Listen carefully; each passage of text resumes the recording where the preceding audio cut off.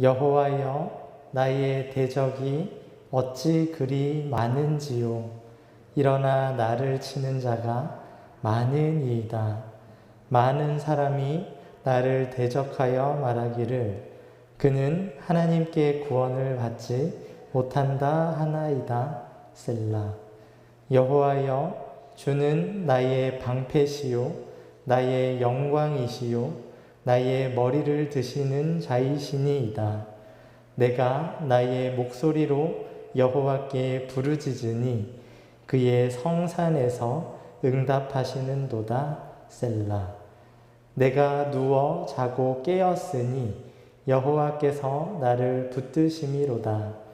천만인이 나를 애워싸 진친다 하여도 나는 두려워하지 아니하리이다. 여호와여, 일어나소서. 나의 하나님이여, 나를 구원하소서. 주께서 나의 모든 원수의 뺨을 치시며 악인의 일을 꺾으셨나이다. 구원은 여호와께 있사오니 주의 복을 주의 백성에게 내리소서. 셀라. 아멘. 유다왕 히스기야가 병에 걸렸다가 회복된 경험을 했습니다. 하나님은 히스기야에게 15년을 더 살게 해주겠다고 말씀을 하셨습니다. 이 히스기야는 병에서 나은 후에 15년 동안 어떤 기분으로 살았을까요? 15년을 더 살게 해주기로 하셨으니까 그 사이에는 별일이 없겠지? 이런 생각을 하지 않았을까요? 15년 기간 중에 또 뭐 크고 작은 병에 걸렸거나 크고 작은 힘든 일을 경험을 했어도 하나님이 15년 주셨으니까 그 중간에는 크게 지장이 없을 거야, 이런 생각을 할 수도 있지 않았을까 상상을 해봅니다. 그러다가 이제 15년이 다 돼 갈 때쯤 이제 이제 곧 끝난다, 이런 생각을 하지 않았을까요? 그래서 좀 정돈을 좀 하고, 삶을 정돈하고, 집안 단돌이 잘하고, 자녀들에게 유언 남기고, 그렇게 하나님을 뵐 준비를 하지 않았을까? 그런 상상을 해봤습니다. 혹시 여러분이라면 어떻게 하실 것 같으세요? 하나님께서 내가 너를 80살까지 살게 해줄게, 이렇게 우리에게 말씀을 해주신 거예요. 80살. 그렇게 말씀을 해주셨으면 어떻게 사시겠습니까? 이제 딱 80살 되면 더도 말고 덜도 말고 이제 하나님 뵙는 거거든요. 이 육신의 장막을 벗게 되는 건데, 대부분의 사람들은 만약에 하나님께서 그렇게 하신다고 하면 80살 되려면 아직 좀 남았으니까 좀 편하게 살아야지, 79살까지는 좀 편하게 살다가 남은 1년 바짝 회개하고 이렇게 삶을 좀 정돈하고 하나님 뵈러 가면 되지 않을까? 이런 생각을 하지 않을까 싶습니다.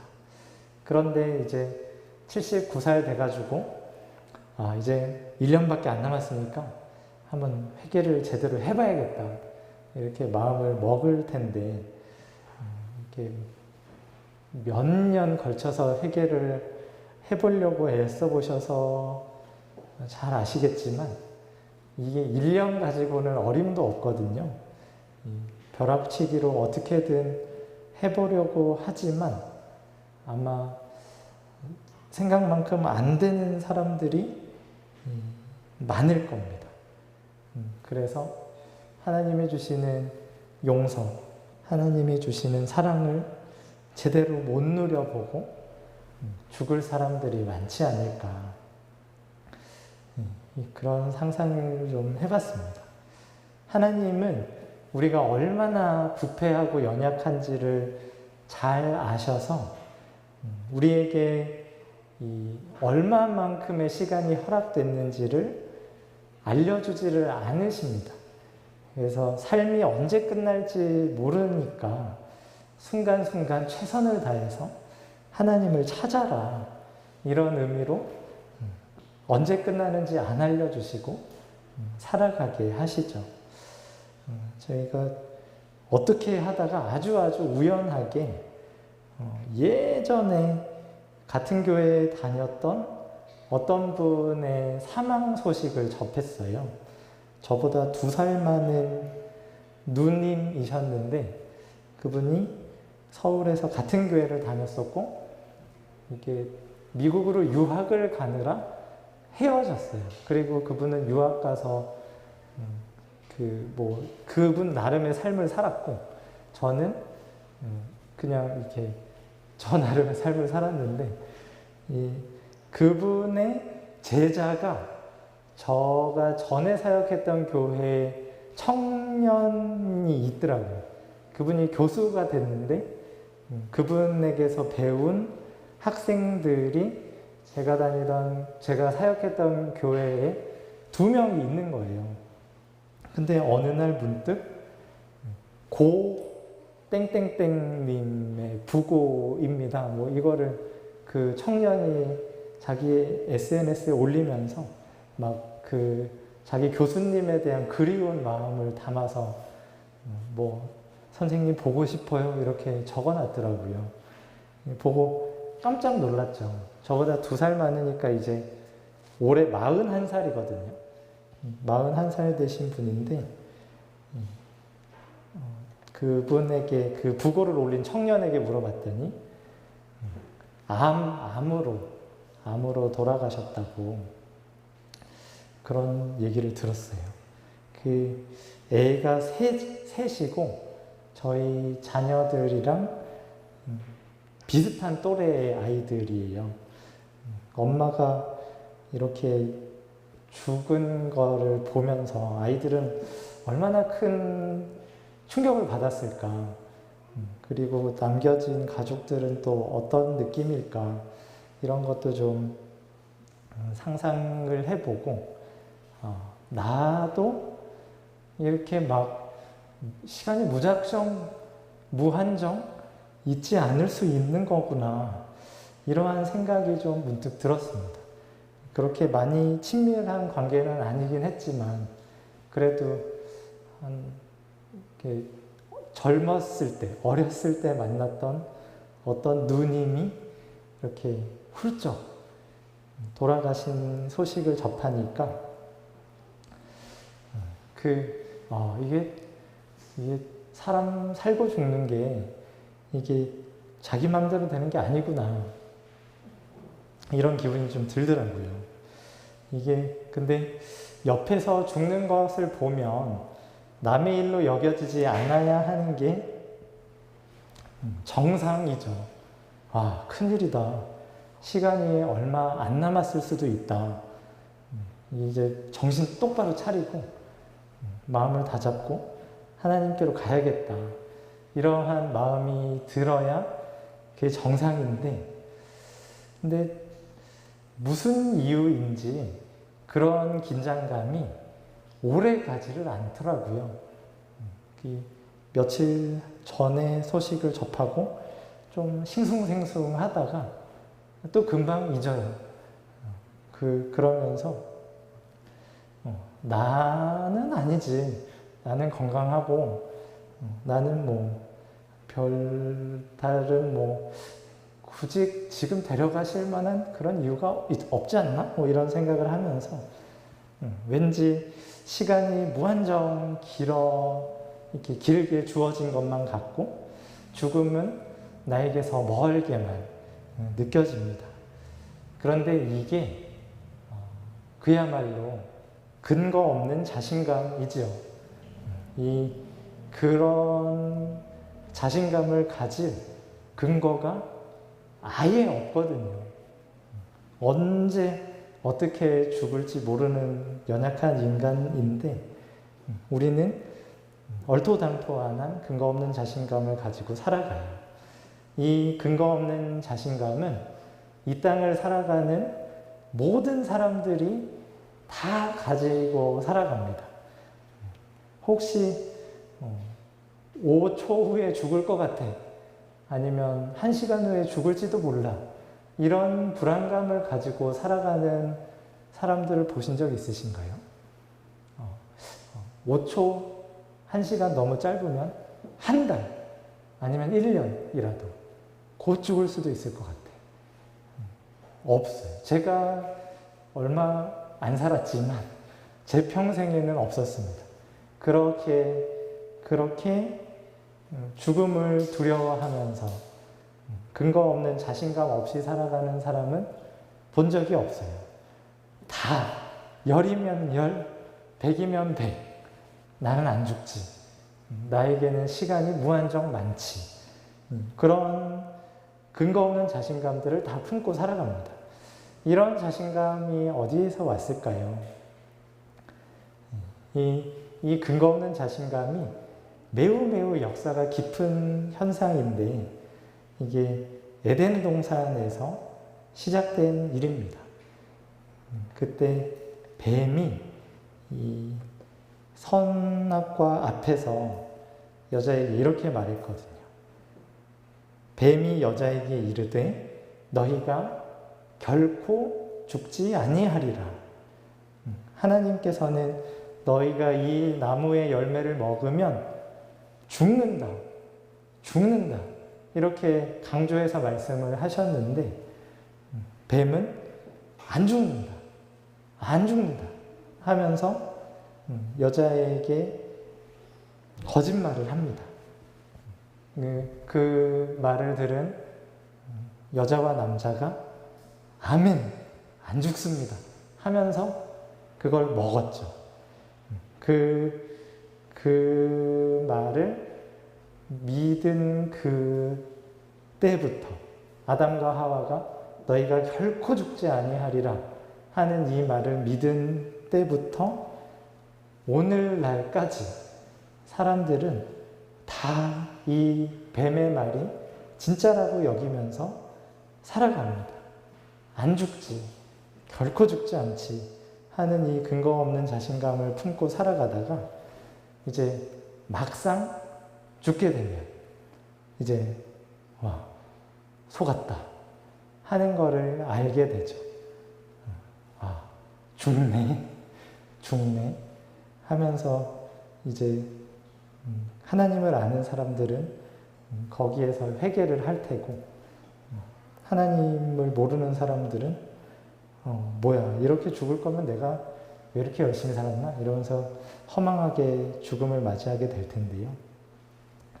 오늘 우리 본문의 시편 3편을 지은 다윗은 이 죽음이 그의 코앞에 다가왔는데도 이 자신감을 잃지를 않습니다. 구원에 대한 자신감이 흔들리지를 않아요. 이 시가 지어진 배경이 압살롬의 반역으로 다윗이 이제 예루살렘 궁전에서 탈출해서 도망을 하는 와중에 지은 시이다. 이렇게 묘사가 되어 있는데요. 3편 1절 2절 말씀을 보면 여호와여 나의 대적이 어찌 그리 많은지요 일어나 나를 치는 자가 많으니이다. 많은 사람이 나를 대적하여 말하기를 그는 하나님께 구원을 받지 못한다 하나이다. 다윗에게 반역하던 사람들이 많았습니다. 압살롬을 지지하고 압살롬을 따르는 사람들이 많았고 이제 이대로 가다가는 내가 못 버틸 것 같으니까 다윗이 자기를 따르는 사람들을 데리고 도망을 간 거거든요. 많은 사람들이 일어나서 다윗을 대적했고 하나님이 그를 구원하지 못한다 그는 하나님께 구원을 받지 못한다. 이런 말을 했습니다. 그 대표적인 저주의 말이 시므이라는 베냐민 사람이 했던 말이 있는데요. 사무엘하 16장 7절 8절에 이 도망을 가는 다윗을 향해서 시므이가 이런 저주를 퍼부었던 것이 기록되어 있습니다. 시므이가 저주하는 가운데 이와 같이 말하니라. 피 흘리는 자여. 다윗을 규정하기를 피 흘리는 자여. 이렇게 규정하고 사악한 자여. 피 흘리는 자, 사악한 자. 가거라, 가거라. 사울의 족속의 모든 피를 여호와께서 내게로 돌리셨도다. 그를 이어서 내가 왕이 되었으나 여호와께서 나라를 내 아들 압살롬의 손에 넘기셨도다. 보라, 너는 피 흘린 자이므로 화를 자초하였느니라 하는지라. 너는 피 흘린 자고 사악한 자다. 그래서 다른 누구가 아니라 여호와께서 너에게 복수하시는 거다. 이런 저주의 말을 들으면서 다윗이 도망을 가던 중이 지은 이 시이거든요. 이런 말을 우리가 누군가에게 들었다면 우리는 쉽게 낙심했을 거예요. 아, 맞아. 난 정말 사악한 사람이지. 내가 흘린 피가 한두 방울이 아니지. 하면서 낙심을 할 만도 한데 다윗은 이 모든 말을 들었음에도 이렇게 고백합니다. 6절에 우리 6절 말씀은 함께 읽어볼까요? 시작. 천만인이 나를 애워싸 진친다 하여도 나는 두려워하지 아니하리이다. 천만인이 나를 애워싸서 그들이 나를 죽이려고 달려들어도 저는 두려워하지 않겠습니다. 이 자신감은 대체 어디서 온 자신감일까요? 이 자신감은 이게 근거가 없는 자신감은 이런 반응 보일 수가 없거든요. 누군가가 나를 공격해오고 죽음이 코앞에 닥쳤을 때 아, 맞아. 내가 정말 죽을 짓을 많이 했어. 이제 죽는 것밖에 안 남았네. 하면서 그렇게 죽어가야 마땅한데 다윗은 어떤 자신감이길래 이렇게 담대하게 나는 두려워하지 않겠습니다. 라고 고백할 수 있는 것일까요? 그 근거를 3절, 5절에서 이렇게 고백합니다. 우리 3절, 5절도 함께 읽겠습니다. 시작. 여호와여, 주는 나의 방패시요 나의 영광이시요 나의 머리를 드시는 자이시니이다. 내가 나의 목소리로 여호와께 부르짖으니 그의 성산에서 응답하시는도다. 셀라. 내가 누워 자고 깨었으니 여호와께서 나를 붙드심이로다. 다윗이 여호와가 누구이신가 하는 것을 이렇게 고백을 하는데요. 주는 나의 방패. 여호와가 저의 방패이십니다. 여호와는 저의 영광이십니다. 저의 머리를 드시는 자이십니다. 이렇게 고백을 합니다. 제가 부르짖을 때 응답하시는 분이고 제가 평안히 자고 일어날 수 있도록 저를 붙들어 주시는 분이십니다. 이렇게 고백을 합니다. 여호와가 다윗과 여호와가 맺은 이 관계, 다윗과 여호와 하나님 간의 이 끈끈한 관계가 다윗이 가진 자신감의 원천이 되었습니다. 여호와께서 나의 방패가 되시고 나를 붙들어 주시는 나의 영광이 되시는 분이시기 때문에, 그분이 나를 붙들어 주고 계시고 내가 부르짖을 때에 응답하시는 분이기 때문에 저는 천만인이 나를 둘러서 친다 해도 두려워하지 않습니다. 이렇게 고백을 합니다. 그러면서 이제 이 시를 마무리하면서 7절, 8절에서 이렇게 고백합니다. 여호와여 일어나소서, 나의 하나님이여 나를 구원하소서. 주께서 나의 모든 원수의 뺨을 치시며 악인의 일을 꺾으셨나이다. 구원은 여호와께 있사오니 주의 복을 주의 백성에게 내리소서. 1절에서 많은 사람들이 일어나서 나를 칩니다, 이렇게 고백을 했는데요. 7절에서는 여호와여 일어나소서, 이렇게 간구를 드립니다. 많은 사람들이 너는 여호와로부터 구원을 받지 못할 거야, 이러한 말을 들었는데 7절에서 다시 나의 하나님이여 나를 구원하소서 부르짖습니다. 뿐만 아니라 저를 구원하실 뿐 아니라 저의 원수를 멸해 주시고 저에게 복을 주십시오, 이렇게 고백하게 한 이 자신감, 이 자신감을 가능하게 하는 다윗과 하나님의 관계, 이거는 어디에서 온 것일까요? 이 다윗이 저희가 잘 아는 것처럼 그렇게 떳떳한 사람이 아니거든요. 정욕에 이끌려서 다른 사람의 아내를 취했고 그 취한 것을 감추기 위해서 그 아내의 남편을 몰래 죽였던 아주 파렴치한 흉악범입니다. 우리 주변에서 이런 사람 만나면 우리는 진짜 미워할 거예요. 이런 사람 있으면. 돈도 많고 권력도 많고 인기도 많고 그런 사람이 몰래 바람피고 그 바람핀 사람의 남편을 몰래 죽이고, 현대 사회에서는 참 있기가 힘든 일이기는 한데 대기업 회장 중에 이런 거 한 누군가가 있다고 상상해 보세요. 아마 엄청 욕을 할 텐데.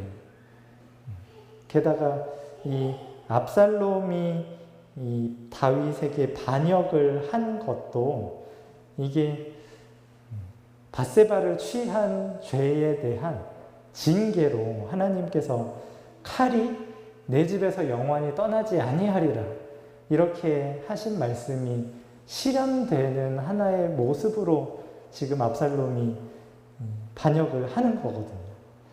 그리고 이제 나중에 그 이후에 일어날 불행한 일도 압살롬에 의해서 실현이 되는 그러한 상황인데, 그런 이 떳떳지 못한 범죄자인 다윗이 하나님이 저의 방패시고 저의 영광이시고 저의 머리를 들어주시는 분입니다. 제가 하나님 때문에 잠도 푹 자고 아침에 잘 일어납니다. 천만인이 저를 둘러싸 친다고 해도 제가 두려워하지 않겠습니다. 이렇게 하나님의 구원을, 하나님의 보호를 어떻게 확신할 수 있었을까요? 그 비밀은 그가 회개했기 때문입니다. 좀 더 정확하게 말하면 하나님께서 그에게 죄를 일깨워 주셨고 그에게서 탄식하며 우는 마음을 주셔서 하나님께 겸손히 엎드리게끔 해주셨고 그에게 용서와 회복을 선포하셨기 때문에 하나님은 다윗에게 이런 확신을 주셨던 것이죠. 그래서 다윗이 하나님께서 나를 구원하실 거다 하는 것을 확실하게 신뢰할 수가 있었고, 두려움 없이 자신감을 가지고 이러한 환난을 지나갈 수가 있었습니다. 하나님은 오늘날 우리에게도 이러한 자신감을 주고 싶어 하십니다.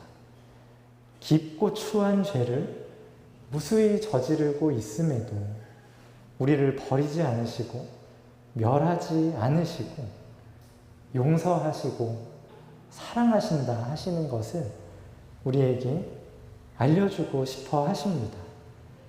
하나님으로부터 죄를 지적받고 그 죄로 탄식하고 울며 엎드리며 십자가를 밝히 보고 하나님의 용서와 사랑을 맛보아 알게 된 사람은 다윗과 같은 확실한 근거를 가진 자신감을 가지고 살아가게 됩니다.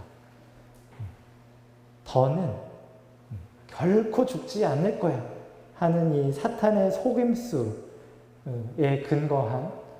근거 없는 자신감이 아니라 그 무엇으로도 취소될 수 없고 흔들리지 않는 확실한 근거를 가진 자신감을 가지고 살아갈 수가 있습니다. 하나님은 우리에게 그러한 자신감을 허락해 주기를 원하십니다. 사도 바울은 성도의 이런 자신감을 이렇게 웅변합니다. 고린도전서 15장 55절에서 58절을 보면, 사망아 너희의 승리가 어디 있느냐? 사망아 내가 쏘는 것이 어디 있느냐? 사망이 쏘는 것은 죄요, 죄의 권능은 율법이라. 우리 주 예수 그리스도로 말미암아 우리에게 승리를 주시는 하나님께 감사하노니, 그러므로 내 사랑하는 형제들아 견실하며 흔들리지 말고 항상 주의 일에 더욱 힘쓰는 자들이 되라. 이는 너희 수고가 주 안에서 헛되지 않은 줄 알미라. 사탄은 너네 결코 죽지 않아, 아무 근거 없이 그렇게 이야기하면서 죄를 지을 것을 꼬드겼으나, 하나님께서 성도에게 주시는 이 자신감은 너희가 사탄의 미혹에서 벗어나게 하는, 사망의 공격으로부터 보호하게 하는 승리의 확실한 근거를 우리에게 알려주십니다. 57절에 우리 주 예수 그리스도로 말미암아, 우리 주 예수 그리스도로 말미암아 우리에게 승리를 주시는 하나님,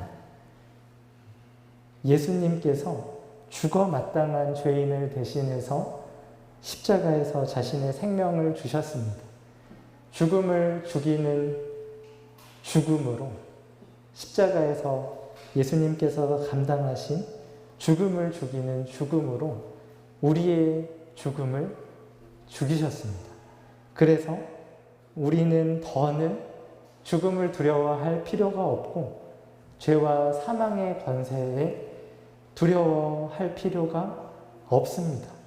그래서 견실하며 흔들리지 말고 항상 주의 일에 더욱 힘쓰는 자들이 될 수 있습니다. 예수님께서 우리에게 자신의 생명을 넘치도록 부어주셨고, 예수님께서 당신의 영을 우리 가운데 보내어 주셔서 예수님이 다 이루어 주신 그 모든 의를 우리의 것으로 삼아 주시고, 예수님의 거룩하심을 우리에게 날마다 덧입혀 주고 있으시기 때문입니다. 우리 혼자만의 힘으로는, 우리 스스로의 결심과 그 어떤 선행으로는 우리가 자신감을 가질 이유가 하나 없죠. 우리가 할 수 있는 거라고는 죄 짓는 것 외에는 없으니까요. 그런데 우리가 죄 짓는 것 말고 할 수 있는 것이 하나 더 있습니다. 우리 주 예수 그리스도를 믿는 것입니다. 우리에게 생명을 주시고 우리에게 승리를 주시는 이분이 나의 주님이십니다. 이분이 저의 구원자이시고 이분이 저의 삶을 책임지시는 분입니다. 고백하면서 예수님을 의지하는 것, 우리가 죄 짓는 것 말고 할 수 있는 게 또 있다는 이 기쁜 소식이 우리에게 진정 기쁜 소식으로 들려지게 되기를 소망합니다. 하나님께서 주시는 이 선물이 회개를 우리가 받아 누리고 확실한 근거로부터 얻는 자신감을 가지고 이 세상을 살아가는 우리 모두가 되기를 소망합니다. 기도하겠습니다.